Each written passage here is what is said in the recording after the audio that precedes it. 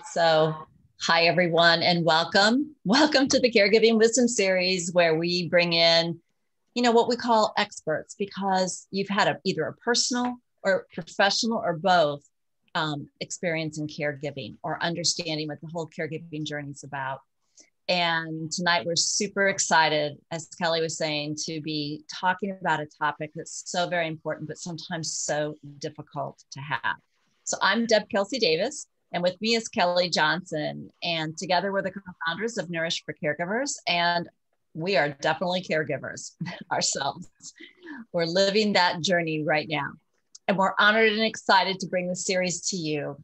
We know your time is precious, so you've made a choice to spend an hour with us, and we are grateful for that.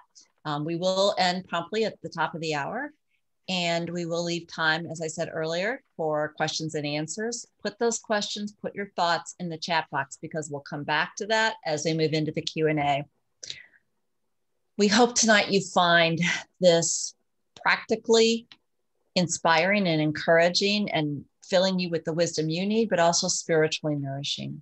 So before we begin, like we always do, let us begin in prayer.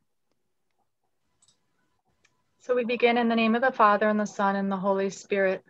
Lord Jesus, I know that you are with me through all of life's peaks and valleys. Help me to face what makes me sad. When I'm in doubt, please give me the strength to continue and the grace to keep my hope in you. Comfort me and my family, especially as we make end-of-life decisions that seem truly impossible to make.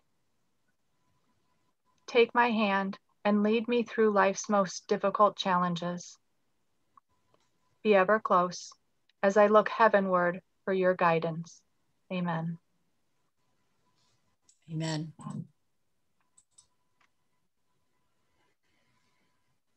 So we're blessed tonight to have not one, not two, but three panelists who are joining us. Kelly, I'll let you start off on the introductions.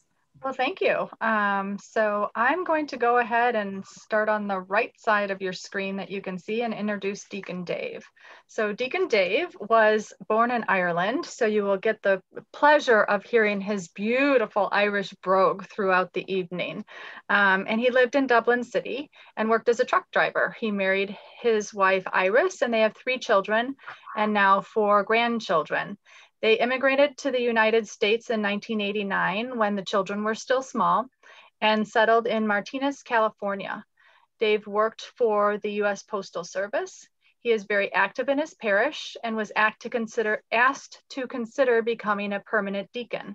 He was ordained a permanent deacon in 2003 and was assigned to St. Catherine of Siena Catholic Church in Martinez, California. He continues to serve in that parish. He left the Postal Service and joined the Catholic Funeral and Cemetery Services of the Diocese of Oakland in 2004 and has ministered to families in different capabilities since then and is currently the parish relationship manager. He is blessed because every day he gets to help make a positive difference in people's lives.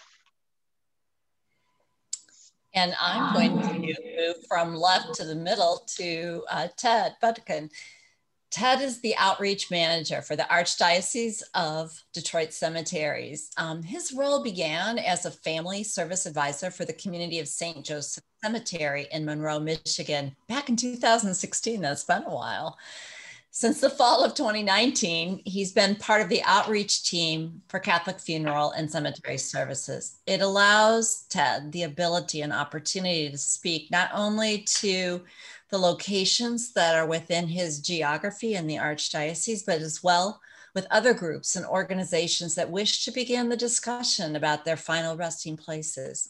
His story is amazing, and I know that you're all looking forward to hearing it. And finally, Donna, we should have had ladies go first. Sorry about that. Donna is the proud parent of one amazing son. She has a background in the private yacht and sailing industry. However, God, as he tends to do, had different plans for her. She's now spent the last 12 years working with families before, during, and after the loss of a loved one as a family service advisor for Catholic Funeral and Cemetery Services. Which is a ministry that she says she could never have imagined herself in, and thanks God each and every day for it. Donna has spent the last 14 years as a caregiver for her mother. She knows the beauty, humor, blessing, frustration, sadness, and isolation of caregiving.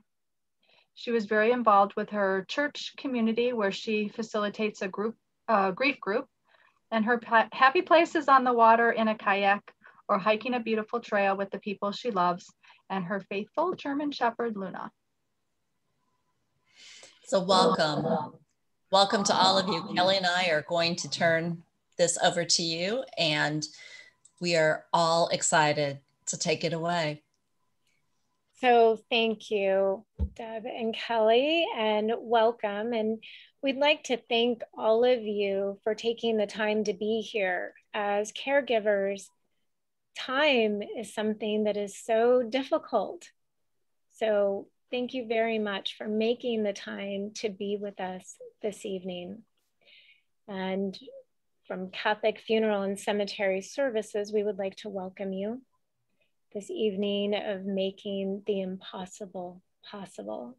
And our first speaker this evening is Deacon Dave Holland, who would like to share his personal story with you. Deacon Dave. So, my dear brothers and sisters, I am Deacon Dave, and I want to talk about 2004 when I started working for Catholic Funeral and Cemetery Services. It was something I had never done before. I was never involved in either funerals or cemeteries. I was completely new. And so I needed extensive training in order to be able to do the job. And I was trained for about a month until finally they said, okay, we think we can let you out on your own to help families. And so on a particular Monday morning, I arrived at St. Joseph Cemetery in San Pablo in California on my first day. I was excited. I was ready to be there. And then when I got there, it turned out that the person that was going to be with me that day was sick. And so I was on my own. And that was what happened. So we were open for about an hour. I was keeping busy doing the things that you need to do. And finally, this gentleman came through the door. He looked a little disheveled. He didn't seem to be quite there. And I was a little uneasy as to what was going to happen. But we went into an office and sat down. And eventually, he was able to explain the reason for him being there. That morning, he had received a phone call to tell him that his son had been killed in a head-on collision in Georgia. And he was in shock. I only found that out when I met him and when I've seen it since. But he did manage to get that information out.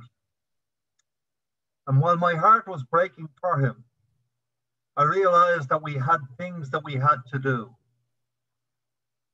So we went out onto the cemetery ground and we walked around looking at different locations for his son to be placed in.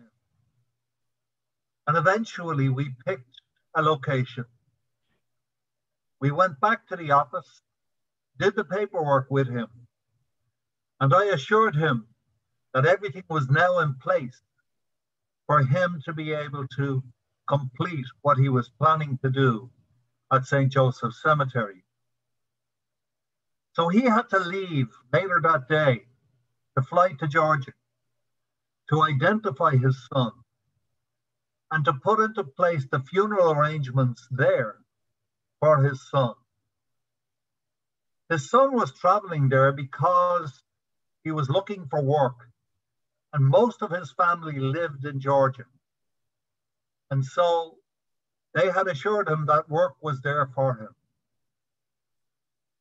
But something happened on the way, and he was involved in this head-on collision. And unfortunately, the Lord have mercy on his soul, he ended up dying in that accident. So I continued on. I didn't hear anything from the gentleman, but after about 3 weeks, I got a phone call telling me that he would be coming to the cemetery the next day with his son. We prepared everything for his arrival. And at the appointed time, I went out to the graveside and was there ready to welcome them.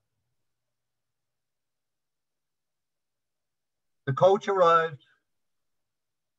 They removed the casket and they placed it on the lowering device of the grave.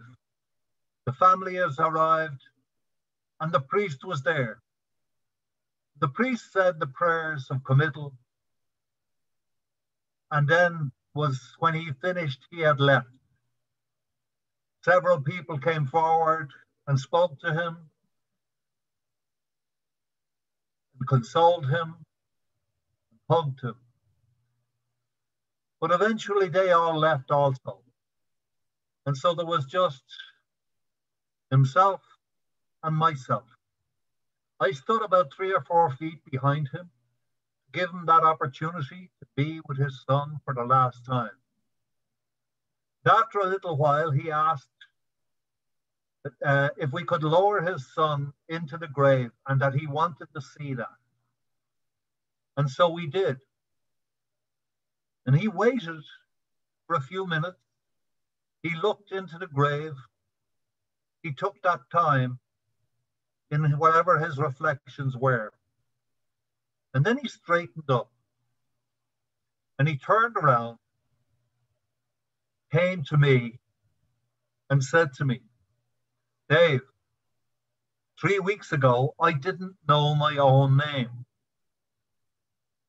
but you have made the impossible possible." And then he gave me a hug, got in his car, and left the cemetery. As I was walking back to the cemetery office, I was so struck by what he had said. It was so remarkable. The first person that I ever had helped had said this to me, making the impossible possible. And as I reflected on that, I realized I don't have a job. I have a ministry. That God has placed me here to be with these families, to walk with them, to help them on either what seems to be the worst day of their life, or for them to be able to ask questions, explore ideas, and to work out exactly what would be best for them and their loved one in the future. You see, we are so blessed, so privileged, and it's so humbling to be there and to help families in order to be able to make what seems to them to be that impossible situation and make it possible. That's what we're called to do. That's our ministry. It's a gift from God for each one of us that do it. And to be able to help and see families being able to come to that peace that only Jesus can give through our small efforts in the cemetery is a blessing and a joy that I treasure each and every day. I'd like to now ask Ted to maybe share something about his story.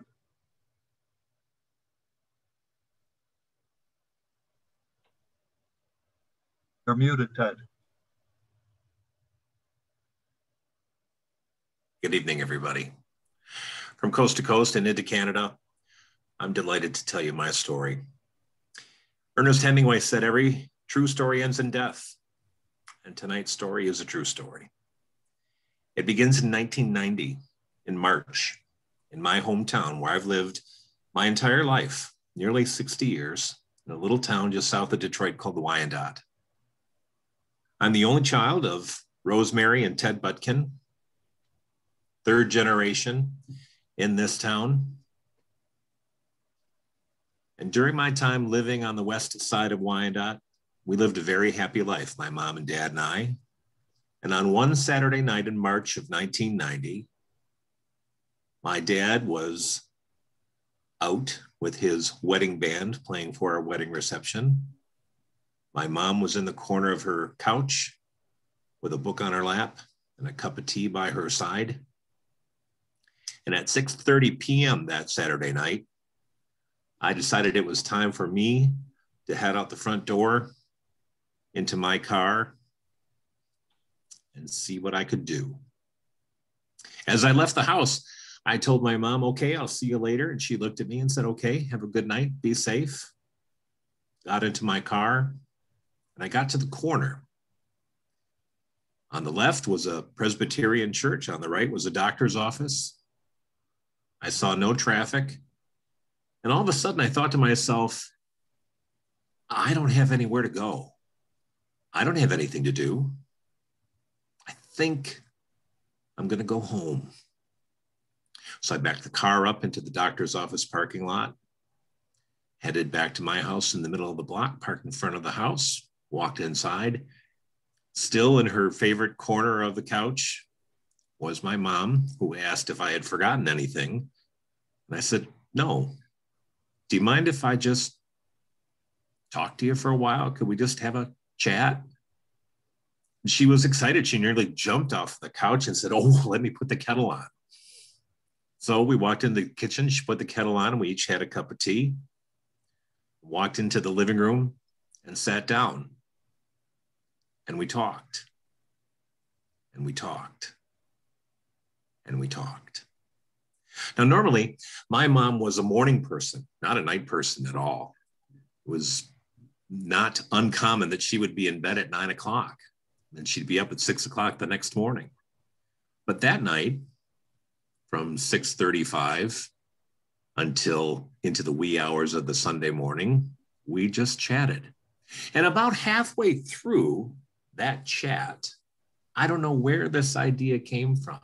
Perhaps it was from the college course that I had the year before called The Sociology of Death and Dying, where we took a field trip to a funeral home and I learned all kinds of things that would come to use in my future life. And I looked at my mom and I said, I have to tell you, if anything ever happened to you or dad, I would be devastated. I wouldn't know what to do. It'd be the worst day of my life. And she just looked at me and she said, let me tell you something.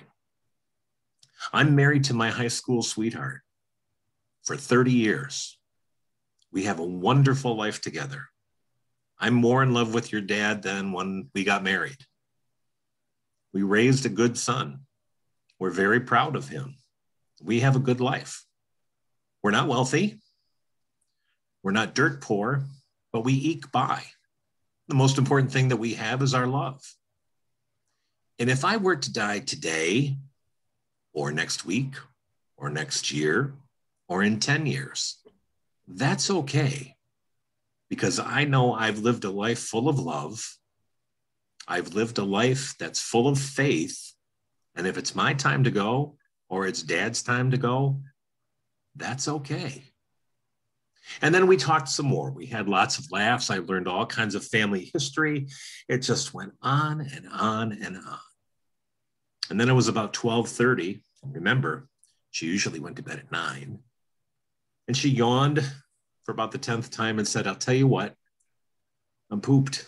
It's time for me to go to bed. But we'll talk some more. There's a whole lot more about our family history that you need to learn. And I have a lot more to tell you.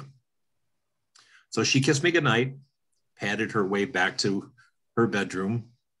And I went into the kitchen and started doing the dishes. And I thought, gosh, here I am in my mid-20s, had this great chat with my mom. I'm just so glad that I turned around and all the things I learned that I never knew before. And I can't wait to learn even more because she just gave me glimpses of what we were going to talk about. She died 2 days later. In the wee hours of that morning on March 13th, 1990, it was unseasonably warm. And at 6:20 a.m. when we made our way toward Wyandotte General Hospital. I was following the ambulance, just pleading, please don't die, please don't die, please don't die. We got to the hospital and they pronounced her a little while later. And my dad and I left in my car. And my dad said, let's go to the funeral home, which was only 3 blocks away. So we went to the funeral home where I had a tour from that college class, the sociology of death and dying. And after leaving the funeral home, we went directly to the cemetery where we had family. And then we went to the florists. And then we went to the credit union and ran around not knowing what we were going to do next. And we went back to our house. And by that time, my grandmother, my dad's mom, my maternal grandmother and her husband, as well as all of my dad's siblings, were at the house. And we all hugged and kissed and cried and shared our stories. And I needed a breath of fresh air. So I went out onto the porch. And on that day, March 13th, it was in the 70s at noon. And I sat down and I thought to myself, I'm sure glad that I decided to turn that car around on Saturday night. And then I had the epiphany. I didn't decide to do that. I was told, I was guided, I was shown the way to go home. It was my turn to have that talk with my mother for the last time, even though I didn't know it. And then 30 years later, when my dad died, everything was in place for my dad. We didn't have anything in place when my mom passed, but we made sure my dad was taken care of. So, because of all that, because of that lesson learned in 1990, and then when we buried my dad last summer, the impossible was in front of me, but it was made possible because we took care of everything. That's my story. And now I'd like to turn things over to Donna. Thank you, Ted. Thank you so much for sharing your story with us. And as Ted said, I would like to take the opportunity to share my story with you. So as you heard in my bio, my background is in the private yacht industry. So my job, my career, was planning private events aboard beautiful yachts. And it was pretty exciting. When I would go to work, I would stop off at my parents' home to drop off my then young son, because he would stay there while I would go off to work. But before I would leave, my dad and I would always have a cup of coffee and talk about life and family and world events. And it was truly the best part of my day. So one particular morning, it was December 19th, right before Christmas, dropped my son off. My dad and I had coffee and had a lovely talk. Got in the car, drove to work, got on board a beautiful yacht.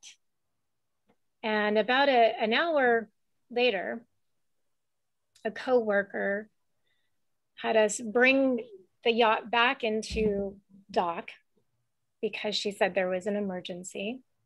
Had no idea what that emergency was. But we brought the boat back in and she got on board and told me that I had to get home. That my son had been trying to get a hold of me to let me know that my dad had died. Not that there was an accident or that he was sick, but he was gone. So I had to get myself together get in the car, find the freeway, the entrance that I had taken every day. Suddenly I couldn't find it. Finally making my way, as I turned the corner to go to my parents' home, there were fire trucks and police cars. And I started to beg God to please not let this be happening. Please let this just be some terrible mistake. And when I walk through that door, let everything be okay. But when I walked through the door, my dad's lifeless body was on the ground in front of the Christmas tree that we had just decorated. And in that moment, everything in my life and in my family's life changed forever. So as I was trying to just understand what had happened, I'm being asked by the police what funeral home we wanted to use. And I had no idea. I didn't know what you were supposed to do. My concern was there was no priest there. That's all I could think of, was that he needed to be blessed. Things moved pretty quickly thereafter, and I had to make decisions instantly. See, my dad was my mom's caretaker. So she had gone into shock in the moments that preceded this. And so I was the one who had to take care of everything.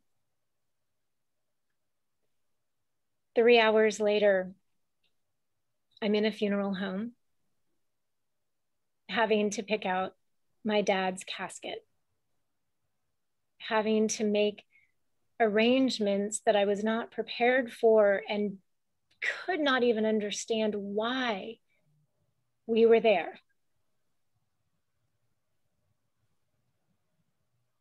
You get through these moments.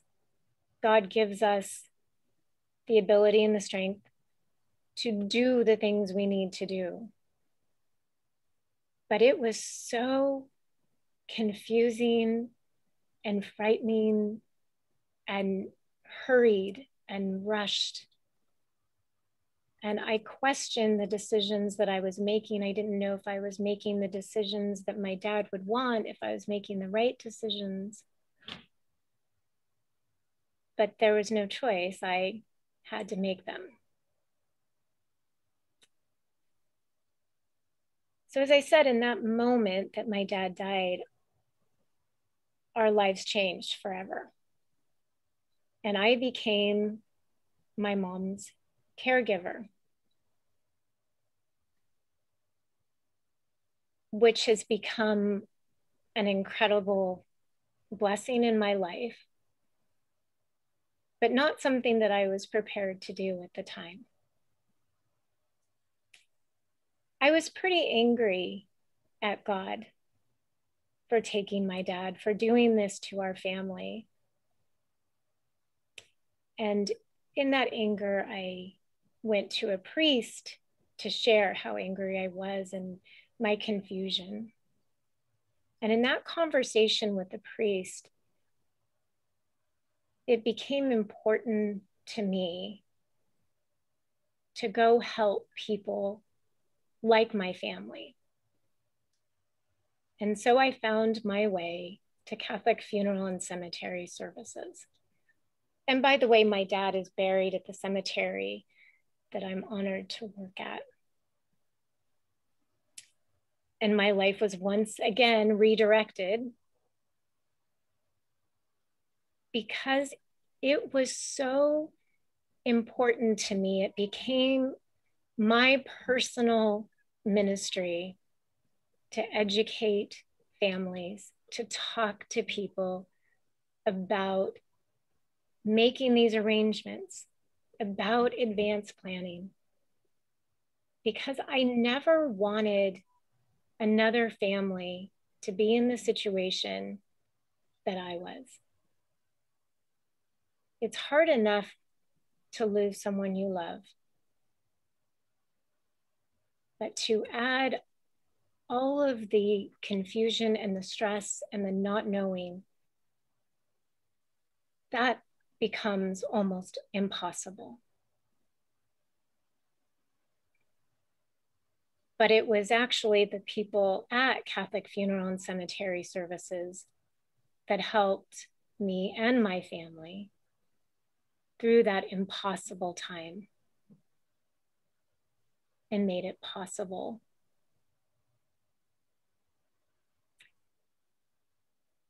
When it came time for my mom, for me to start thinking about what was going to happen to her and not wanting to go through the same thing that I had with my dad, I was a little afraid because as a caregiver, I didn't want my mom to think that she was a burden and I wanted to expedite her passing. I thought if we talked about this, that's what she might think. But I got up the courage because after all, this is what I do every day. I talk to people about the importance of doing this. So I talked to my mom.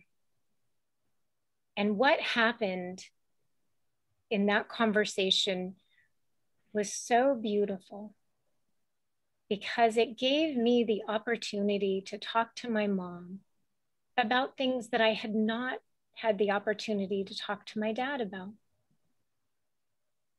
I got to find out what color flowers she wanted, the songs that were important to her, the prayers. And we went beyond the semantics of the services and had very deep and meaningful conversations about life, about her life, and what it has meant to her, and what death would mean. These were conversations that we would have never had we not started the conversation about what do you want? What plans are important to you? And what I have learned over these many years is that what our job is on this earth is that we are just all walking each other home. We're preparing for the next journey. But it's so important to prepare for that journey spiritually, emotionally, but practically as well. So that the focus, when the time comes, can be on your family, on the memories, on the gift of that relationship. So we have this opportunity to take this time with the people that we love and for the people that we love, to have these conversations and to make these plans so that we are paving the way for the people that we love. And for them, we're making the impossible possible. So I thank you for your time and your patience and your listening ears. And I would like to continue this conversation with everyone and invite you all to join us again for another webinar on July 7th, where we can continue this discussion and we can help you. Thank you.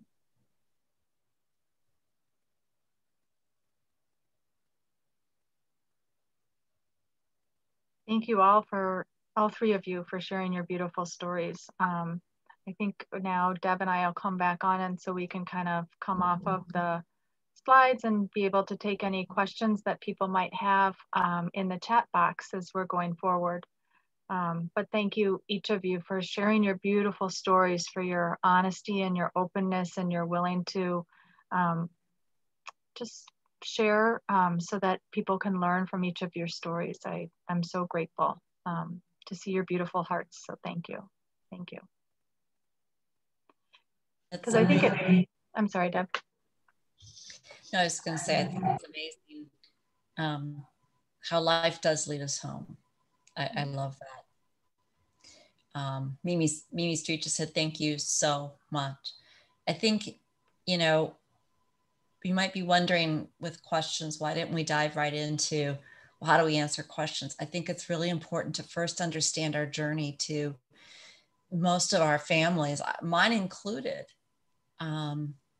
The first time we had a loss, we were so unprepared.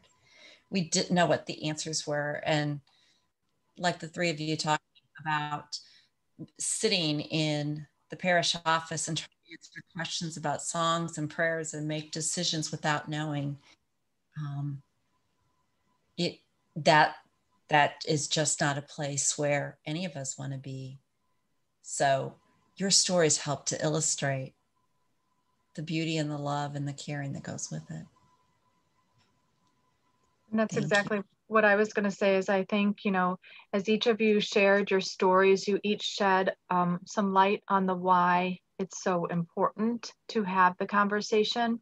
You know, I look at Deacon Dave, you kind of, to me, shared with that, that it's that idea of comfort and being alongside and coming alongside someone.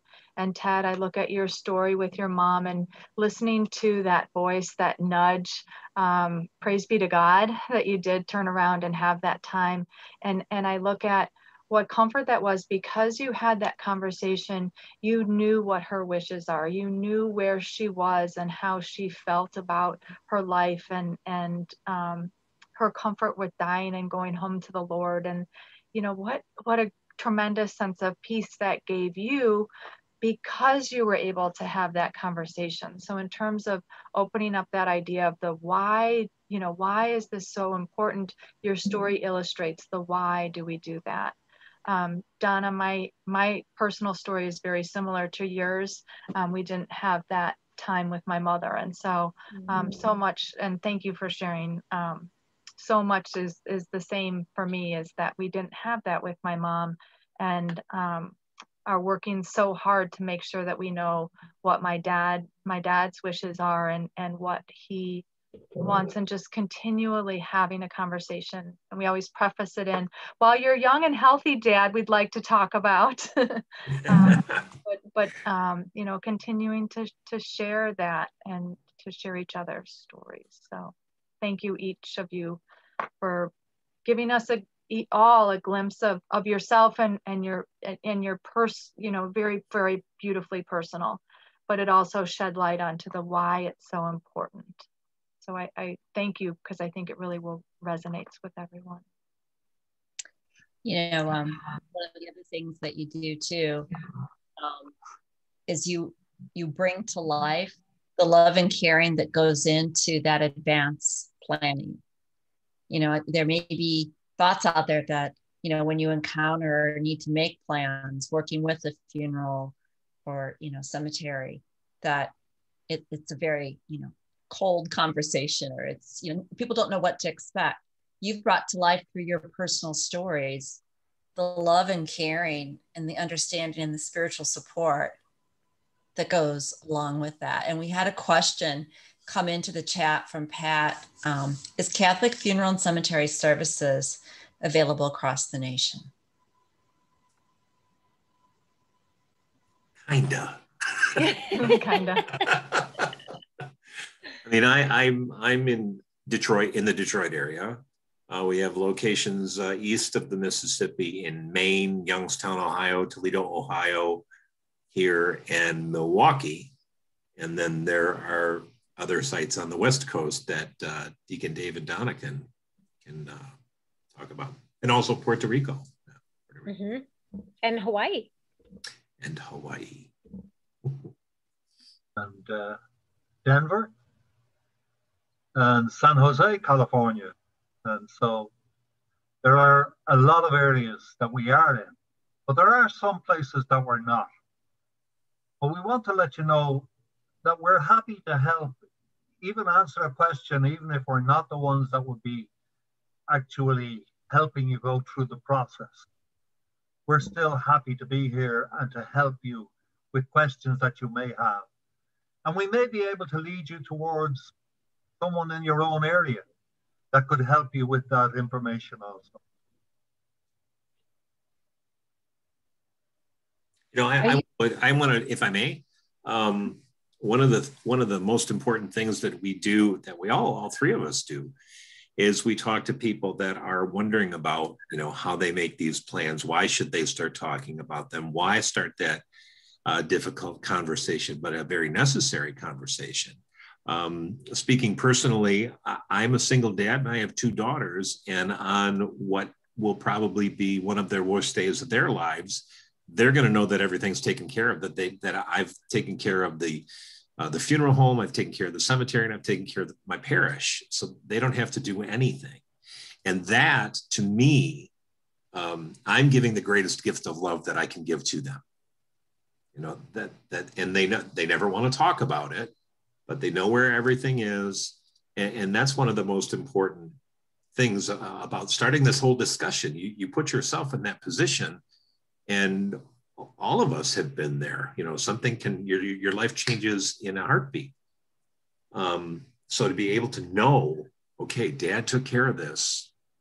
Here's all our stuff. I mean, that's what we're trying to do all the time with families, just trying to help. We're put on earth to help one another. So that's what we do. Donna, you said something that I thought was really interesting in terms of, you know, as your mother's caregiver, you never wanted her to feel like by having the conversation that you were nudging her out the door, or that she was a burden, or, you know, all of those things that kind of pop into our mind as maybe the excuses to avoid having the conversation. Could you maybe talk just a little bit more to that, and how you kind of ended up overriding that part of your brain that was going, well, if you did that, blah, blah, blah, type of thing? Absolutely. Yeah. I think it's a very real thing as a caregiver. Your job is to keep this person healthy, to make sure that they're feeling secure and safe and happy. That's our job. Mm-hmm. And caregivers take that very seriously. And so there is a concern that if you start the conversation, well, aren't I planting seeds? I don't want them to think about death. I don't want them to think about dying. I want them to focus on being as well as they can be. But here's the reality. This is a conversation that we all need to have, regardless of how old we are. Mm-hmm. If we're responsible for other people, if we have people who love us, it's a conversation we need to have, and there are plans we need to make. Mm-hmm. Because 100% of us will die. Mm-hmm. 100% of us will eventually die. We will all need these plans. Yeah, thank you. Yeah. And we have an opportunity to hear what our loved ones have to say, to give our loved ones a voice. Mm-hmm. And it's not always an easy conversation. And sometimes maybe as a caregiver, the person that you will be taking care of and making those arrangements for, maybe it really isn't appropriate to have the conversation. Maybe they're not in a state where they can do that. But then you need to have the conversation with the rest of your family. Mm-hmm. So that everyone is on the same page, and you start making those plans before you need them. Because what happens when you lose someone you love is It does not matter if it is sudden or not. We are never prepared for that moment. And the logical part of our brain turns off, and we are ruled by emotion. That is a very difficult time to have to make decisions like this. And so if everything is done, then you don't have to worry, you don't have to question, second guess yourself. And it might be surprising to hear what your loved one would like. Sometimes we think we know, and they come up with something that we didn't know. And how important is that conversation? So I think that just like I did, you have to muster up the courage and look at it as this is another part of life. This is another part of you caring for this person. It's all part of it. This is how we are loving, caring for the people that we love by giving them a voice. And I was quite surprised at the conversation that I was able to have with my mom. As I said, I was really expecting a very negative conversation and scared to do it. And it was so beautiful and opened the door to other conversations that I did not expect. Mm-hmm. So again, either having the conversation with your loved one or with your family is so important. And as caregivers, we don't have time, right? That's a truism. There is barely time to sleep. So there are lots of ways that we make this easy for you. We have technology, we have ways of working with you so that you don't have to take a lot of time out of your day or your life to start these conversations or make these plans. So I have a question. Because I know even in my family, as we've had these conversations, I've seen it as an opportunity to talk about something deeper around faith. And I know that, you know, oftentimes in families, even a husband and wife may be at a different, you know, on their own faith, spiritual journey, right? But my question to you guys is, you know, as you have experienced, and I was thinking, Deacon Dave, as you were telling your story, sort of the whole faith element and how that plays into some of the conversations and some of the situations that you've encountered. Does it provide, is it providing the comfort? I know you mentioned, Donna, that we go right to emotions. We lose all of our logic, you know, and we're sad, but yet as people of faith, we know that this is not the end. So I am curious to hear about what and how those have entered into conversations and how you've used that to work with families when they're doing their planning. Sure, I can talk to that a little bit. I've had experiences with families in which they're coming in and they're particularly trying to be businesslike. They're trying to let no emotion be involved in this, and yet it is such an emotional situation. The things that you feel near and dear to your loved ones, this is what you're talking about. And so having that ability to be able to recognize and to talk about God during that, not that you're trying to in any way evangelize them or anything, but just a conversation with it. The recognition that this is part of life, mm-hmm. and that this is God's plan, that we're all to be here for a while and then go home to him. That's his plan. And that we're just here to try and help you with that and how you will do that so that you can have that peace of mind. See, God is the one that gives you the peace of mind. It's not any of the other stuff. We may say stuff, we may help with stuff, but the peace of mind is from God. And when you can recognize that and realize that, oh yeah, this is what's supposed to happen. This is what we have to do. This is going home to where we're meant to be. That's God's plan. And so that's where I'm at with this when I'm helping people. And it's interesting to watch people come to that understanding as they try to deal with this themselves. Thank you, Deacon Dave. There's a question that came into the chat that says, do you recommend the pre-planning packages that funeral homes offer? Well, I'll speak from personal experience. I've done it myself. You know, I just want to make sure that everything's taken care of. Mine are separate. You know, it's a different situation here in Michigan as it is in California, where the cemeteries are very close to the funeral homes and everything else. Here in Michigan, they're not. They're separate entities entirely. But yes, I recommend pre-planning everything. I mean, just as I say all the time to a whole bunch of people, put yourself in someone else's shoes. I think once you hear what the three of us have had to say, you don't want to be caught off guard. And to have that in place is a wonderful, wonderful thing.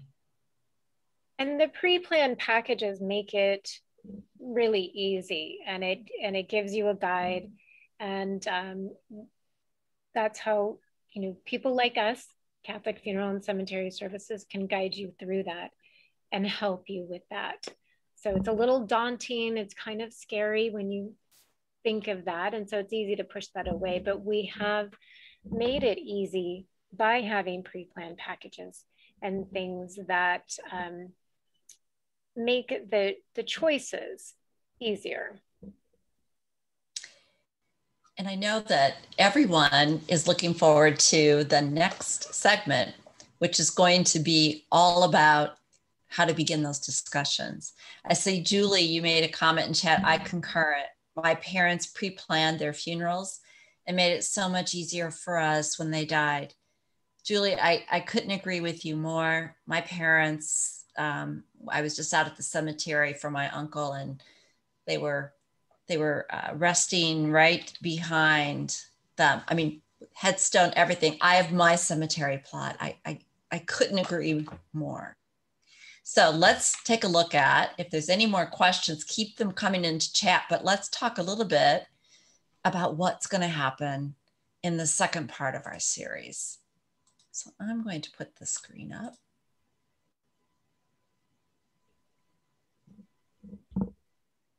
So the next July 7th, we're going to come back together, and this is the second part of the series, starting the conversation. And we can't wait. We're looking forward to some of the tips and some of the experiences that you've had around that conversation, because this is now where really it comes to us, right? It comes to us to be able to take that next step and really look at that kind of planning that we need to do. And that's when we can have some conversations that that really help you understand how to make the impossible possible. And we get into more of your questions and more details about how easy it is for you to make these decisions and these plans in advance. Well, we're looking forward to it, as I know all of you are. And Kelly, I'll turn it back over to you. No, thank you. And I just thank you again for sharing so much of yourselves in this conversation, which opens it up for a continued conversation. So thank you. And I hope that everyone who is here will continue to join us, and also invite someone that you may know to join us as well. Again, it helps to have heard your stories, but I think there will be so much practical wisdom that's going to be coming out of our July 7th conversation. So please include others in this conversation that we're having on our Wisdom series. And then just a reminder that we have resources on our website at Nourish for Caregivers. There are all sorts of different resources when you're going through different aspects of caregiving. So again, we thank you, our panel, for sharing your wisdom, and we look forward to our continued conversation. Thank you. Thank you, everyone. Thank you so much. So Have a great night. much. Have a blessed night, See you. everyone. Bye, everyone. God bless.